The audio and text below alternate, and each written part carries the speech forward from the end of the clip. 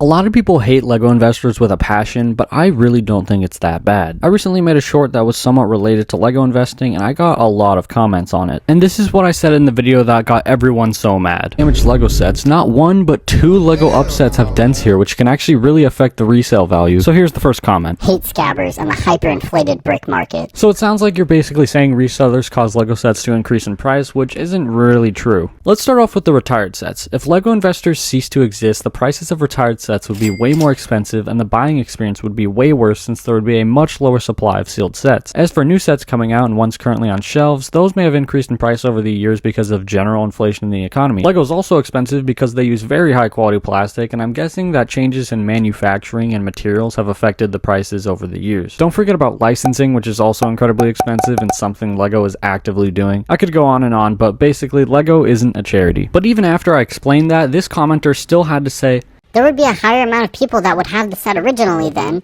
and not having to go to resellers. Your reasoning doesn't work. Okay, so LEGO doesn't just stop releasing a certain set after 2 years because they simply ran out of supply, right? They have 2 to 3 years of shelf life before being discontinued because LEGO regularly releases new sets to keep them fresh and exciting for customers. Retiring them creates space for new ones, which encourages customers to buy again. The reality is that it would be very hard to create an artificial shortage of LEGO sets from their limited production because they just aren't subject to these artificial scarcity tactics. This Redditor said it well. Other than a few specific limited items, it's impossible to effectively manufacture scarcity of LEGO sets as none of them are volume limited. Scarcity happens automatically through sets retiring. I am 100% in favor of other people working to increase post-retirement supply of sets. Like most other middle-aged adults with the long LEGO Dark Age, there are a lot of retired sets I would like to have. The main effect of these investors is to suppress the price of retired sets, making them more accessible to others who return or came late to the hobby. Or you could just say, putting it simply, if there were no people buying a set as an investment, then when that set retires, there will be less total units of that set in the market, making it harder to find and more expensive. This is basically what I said earlier, but I think it's a great point because as someone who hasn't been a LEGO fan my whole entire life, I love that there's a secondary market for discontinued LEGO sets because it gives me a chance to get old LEGO sets that I really want.